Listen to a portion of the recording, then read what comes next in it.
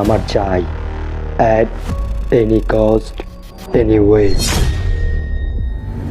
আমাদের নেক্সট শিপমেন্টে আরেকটা body short পড়েছে। যেভাবেই হোক আরও একটা মানুষের ব্যবস্থা কর। জি বস, জি আমি দেখছি। নিন আর টাকাটা গুনে নিন।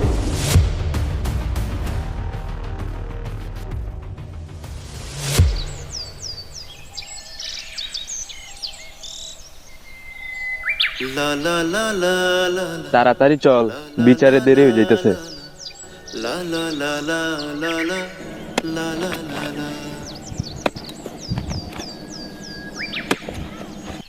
তাড়াতাড়ি পা চালা, তাড়াতাড়ি যাইতে হইব। আরে গফুর ভাই যে, কি খবর? আর কেমনই বা আছেন? প্রধান সাহেব যে, আপনাদের দোয়ায় ও আল্লাহর রহমতে আলহামদুলিল্লাহ ভালো আছি। আলহামদুলিল্লাহ, আমিও চাই তোমরা সবসময় ভালো থাকো। গফুর ভাই, তোমাকে একটা কথা বলি, শোনো। জি প্রধান সাহেব বলেন।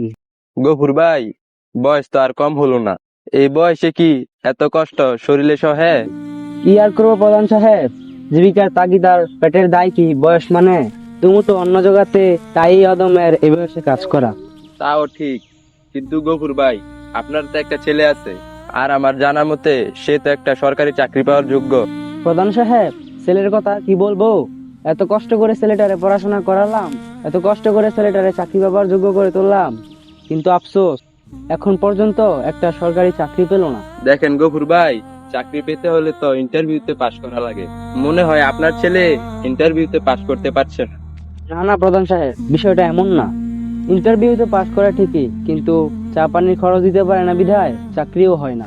কি করবেন গফুর ভাই, এটা আমাদের দেশের রীতি। গফুর ভাই, আপনি একটা কাজ করতে পারেন। কি করব প্রধান সাহেব? আপনি বরং আপনার ছেলেকে দেশের বাইরে পাঠিয়ে দিন, এটাই আপনার জন্য ভালো হবে। আচ্ছা গফুর ভাই, ভালো থাকবেন। আমি তাহলে যাই, ভালো থাকবেন। আল্লাহ হাফেজ। প্রধান সাহেব তো কথাগুলো ঠিকই বলেছেন, কিন্তু দেশের বাইরে পাঠাতে হলে তো অনেক টাকার প্রয়োজন। এত টাকা আমি পাবো কোথায়? হে আল্লাহ, তুমি আমার একমাত্র ভরসা, হাতের কাজটা সেরে নি।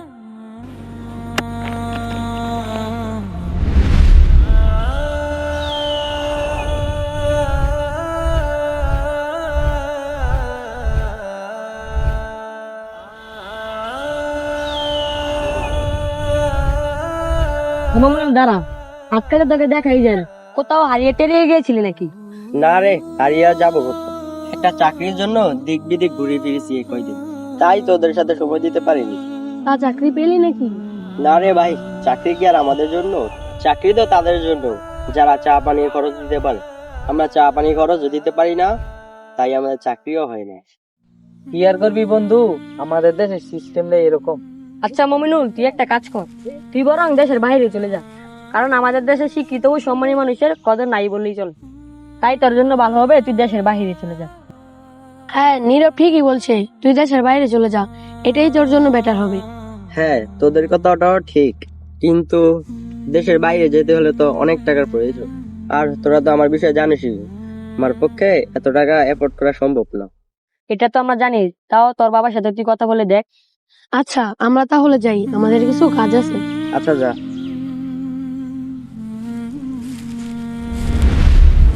যাই, বাবার খাবারটা গিয়ে দিয়ে আসি।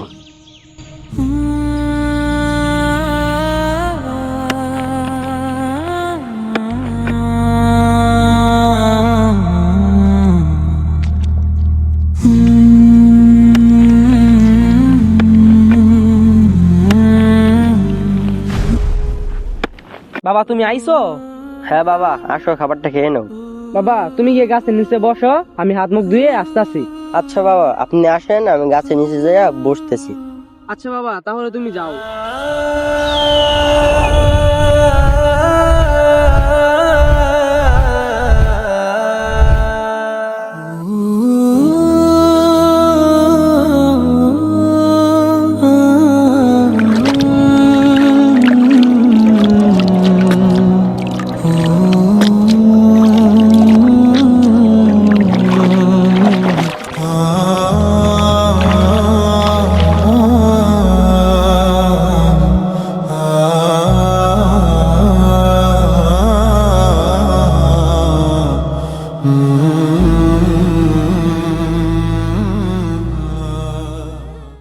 এই নাও বাবা, গুলমরিচ খেয়ে নাও।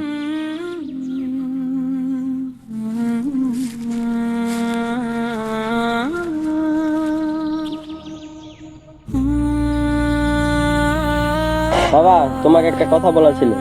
তা কি বলবি বল বাবা। না, এখন না, কাজ শেষ করে বাড়িতে আসো, তারপর বলবো। আচ্ছা ঠিক আছে বলিস, এখন একটু পানি আন তো খাই।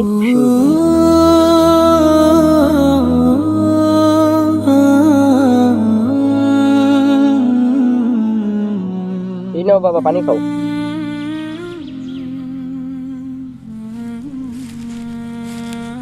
আচ্ছা বাবা, তুই এগুলো নিয়ে বাড়িতে চলে যা। আচ্ছা ঠিক আছে, দাও বাবা।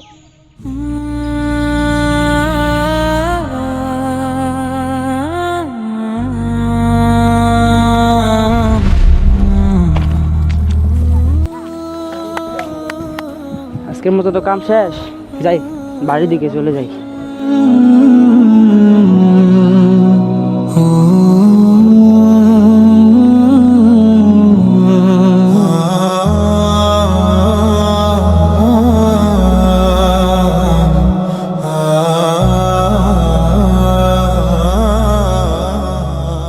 চশমাটা যে কই রাখলাম?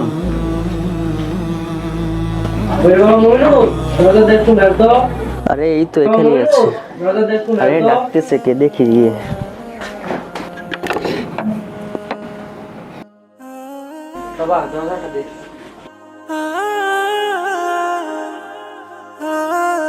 বাবা একটু পানি আন তো খাই।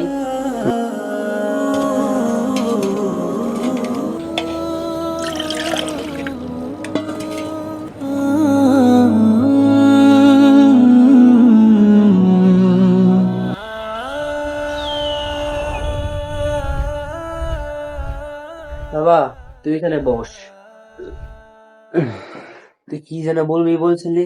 হ্যাঁ, আসলে বাবা, তুমি তো দেখলেই আমি একটা চাকরির জন্য সর্বোচ্চ দিয়ে চেষ্টা করলাম, তাও পাইনি। আর আমি চাকরি খুঁজতে খুঁজতে এখন হয়রান। তাই আমি সিদ্ধান্ত নিয়েছি দেশের বাইরে চলে যাব। দেখ বাবা, তোর কষ্টটা আমি বুঝি। আমাদের স্বাদ আছে কিন্তু সাধ্য নেই। দেখো বাবা, তুমি যে করেই হোক আমার একটা ব্যবস্থা করো। আমি এই দেশে থাকতে চাই না আর। আচ্ছা আমি দেখছি কি করা যায়। চল হাত মুখ ধুয়ে আসি, দুজনে একসাথে খাবো।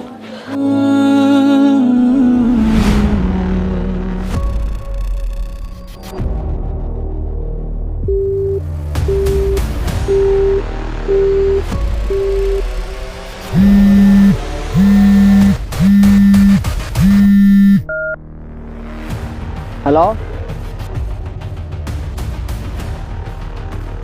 Rocky speaking. জি বস, রকি বলছি। আমাদের নেক্সট শিপমেন্টে আরেকটা বডি শর্ট পড়েছে। যেভাবেই হোক আরও একটা মানুষের ব্যবস্থা কর। জি বস, জি আমি দেখছি। দেখছি বললে হবে না, আমার চাই অ্যাট এনি কস্ট এনিওয়ে। জি বস, আমাকে 7টা দিন সময় দেন, আমি দেখছি। মনে রাখিস, জাস্ট 7 দিন, not a waste any day, any hour, any second. জি বস, জি। রে কিছু শুনছিস তোরা? না তো, কেন কি হয়েছে? শুনলাম গভীর চাচা ছেলে নাকি দেশের বাইরে চলে যেতে চাইতেছে। এই বিষয়ে তো আমরা কোনো কিছু জানি না। কি বলিস? গভীর চাচা ছেলে তো কবে থেকে বলছে দেশের বাইরে চলে যাবে। এসব আমরা জানি না, গেলে তো ভালোই হবে। আরে এই কি, মেঘ না চাইতে জল, যাই ব্যবস্থা করি গিয়ে।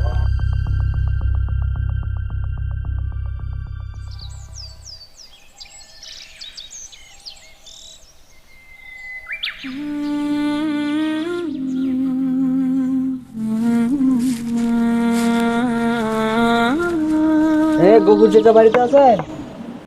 গফুর চাচা, মমিনুল ভাই বাড়িতে আছেন? দরজাটা একটু মেরেন তো। গফুর চাচা বাড়িতে আছেন? বাবা দেখ তো কে এলো।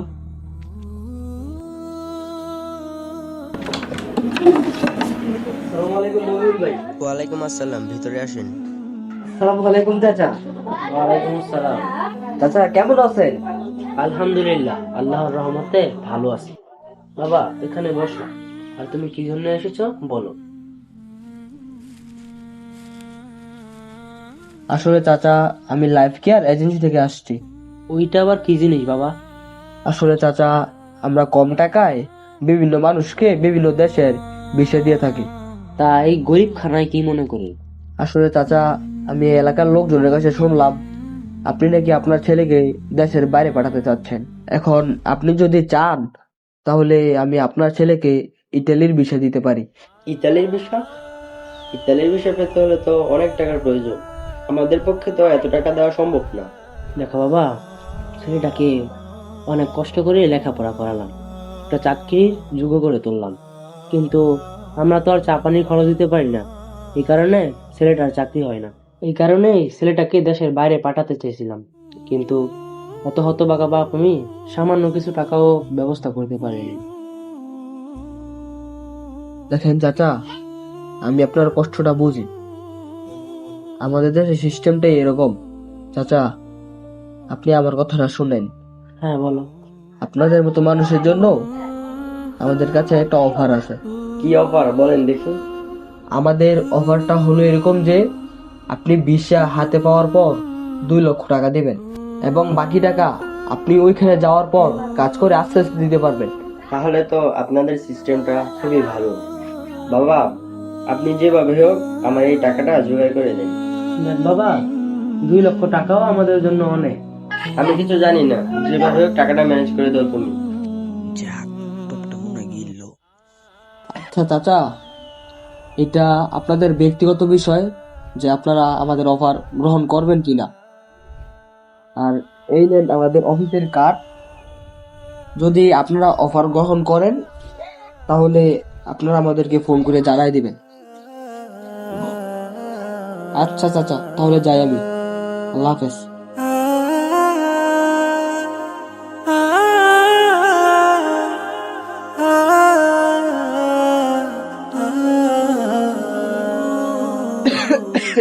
চল দেখি বাজির সাহেব বাড়িতে আছে কিনা।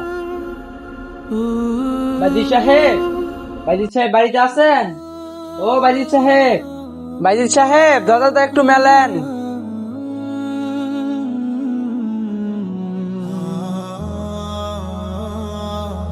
আসেন ঘরে আসেন, আসেন ভিতরে আসেন, আসেন ঘরে আসেন।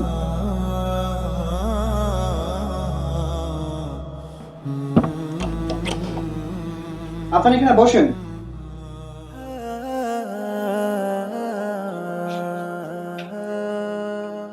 কি ব্যাপার গফুর ভাই, কি জন্য আসলেন? আসলে বাজির সাহেব, আপনার কাছে আসছিলাম কিছু টাকার জন্য। টাকা দিয়ে কি করবেন? কত টাকাই বা প্রয়োজন? ভাবছি ছেলেটাকে দেশের বাইরে পাঠাবো, তাই কিছু টাকার প্রয়োজন। বাহিরে কেন? আপনার ছেলে তো মাশাআল্লাহ অনেক শিক্ষিত। এমন কি হলো শিক্ষিত ছেলেকে দেশের বাইরে পাঠানো হচ্ছে?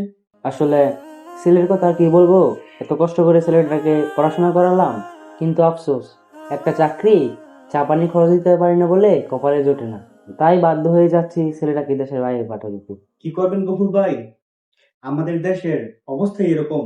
আসলে শিক্ষিতদের কোনোভাবে মূল্যায়ন করা হয়নি। তা আপনাদের কত টাকা প্রয়োজন গফুর ভাই? এখনকার সময় তো আসলে নিজের ভাইকেও বিশ্বাস করা যায় না। আর আপনি তো আমার দূর সম্পর্কে ভাই। এখন আপনাকে কিভাবে টাকা দিতে পারি আমি, বা কিভাবে বিশ্বাস করতে পারি? আপনার ওইসব নিয়ে চিন্তা করতে হইব না। এই যে আমি জায়গার দলিল নিয়ে আসছি বন্ধক রাখার জন্য, এই নেন দলিলটা দেখে নেন।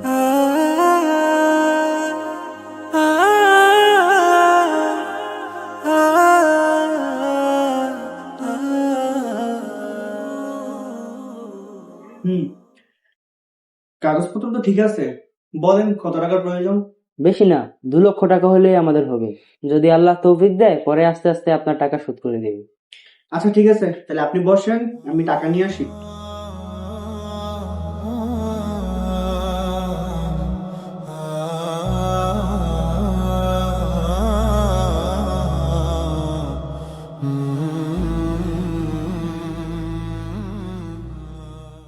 এই যে দিন ভাই, এখানে পুরো 2 লক্ষ টাকা আছে, গুনে নিন। কি যে বলেন বাজির সাহেব, আপনার উপর আমাদের পূর্ণ আস্থা আছে। আচ্ছা তাহলে আমরা আসি। আসসালামু আলাইকুম। ওয়ালাইকুম আসসালাম। ভাই, প্রয়োজনে মনে করবেন।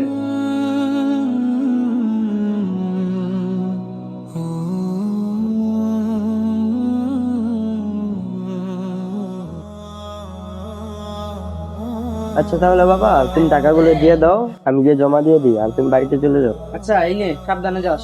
হুম।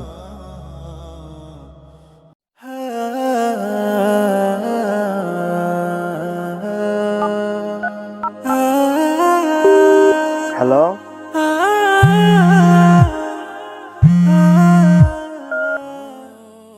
হ্যালো। আপনি কোথায় আছেন? আমি তো টাকা ম্যানেজ করছি। জি, হ্যাঁ হ্যাঁ, বাজারের নিচে ব্রিজে আসো। আচ্ছা আচ্ছা ঠিক আছে, আমি আসতেছি। যাই, সামনে দাঁড়াই।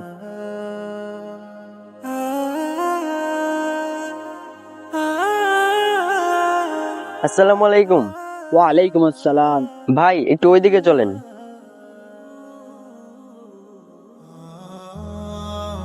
ভাই এখানে দাঁড়ান।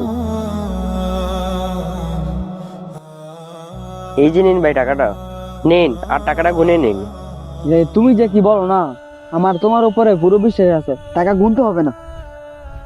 আচ্ছা ঠিক আছে, তাহলে আমার ফ্লাইট কবে? তোমার ফ্লাইট আগামী মাসের 3 তারিখ। তুমি সকাল 9টায় তোমার পাসপোর্ট নিয়ে তুমি চলে যেও। আচ্ছা তাহলে ঠিক আছে ভাই, কখন যাই? হ্যাঁ আচ্ছা, ভালো থাকবেন। যাক, বডি তো পাইলাম, ওই বডির সাথে টাকাও ফ্রি পাইলাম।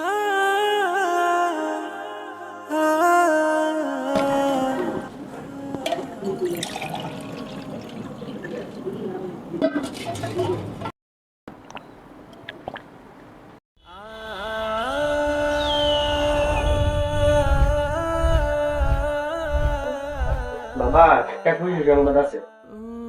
কি বল? বাবা কাল সকালে আমার ইটালির ফ্লাইট। আলহামদুলিল্লাহ।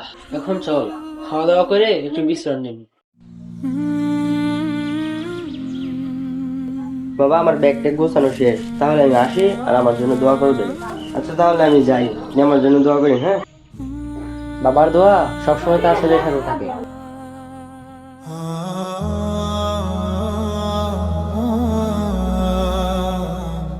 বাবা তুমি চিন্তা করো না, আমি খুব শীঘ্রই চলে আসবো।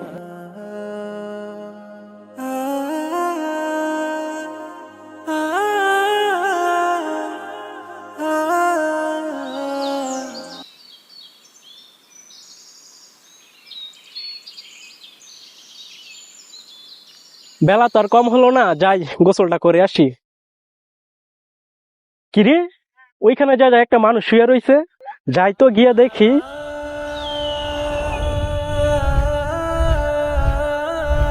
ভাই ভাই, এই যে ভাই। আরে এর তো কোনো সারা শব্দ নাই, দেখি তো শ্বাসটা চলে নাকি। ইন্নালিল্লাহ, এ তো দেখছি মারা গেছে। এখন আমি কি করব? একে তো আমি চিনি না। ওই যে একটা ব্যাগ দেখা যায়, মনে হয় ওই লোকটারই। দেখি তো কিছু পাই নাকি। একটা চশমা, দেখি ব্যাগের ভিতরে কি আছে।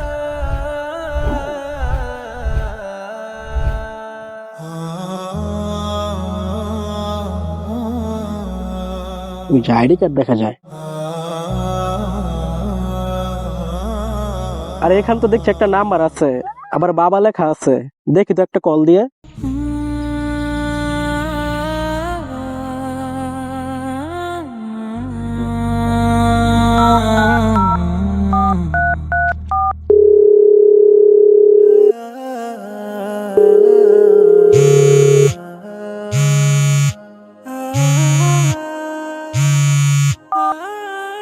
হ্যালো, আসসালামু আলাইকুম। আপনি কি গফুর মিয়া বলছেন? হ্যালো, জি আমার নামই গফুর মিয়া। আপনার ছেলের নাম কি মমিনুল? জি জি, আমার ছেলের নামই মমিনুল। আসলে পুকুর পাড়ে একটা লাশ পেয়েছি। কি বলছেন এইসব? সাথে একটা ব্যাগ ছিল, আর ব্যাগের ভিতর থেকে আইডি কার্ড পেয়েছি। তারপর এখান থেকে আপনাকে কল দিলাম। এখন আপনি যদি এসে লাশটা নিয়ে যেতেন তাহলে অনেক ভালো হতো। কি বলছেন এইসব? না, এটা হতে পারে না।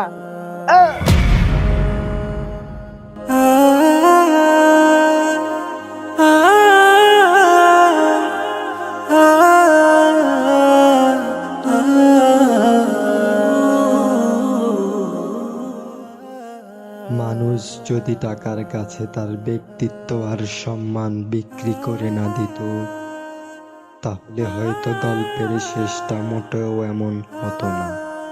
হতো স্মৃতিময় এক রঙিন ক্যানভাস।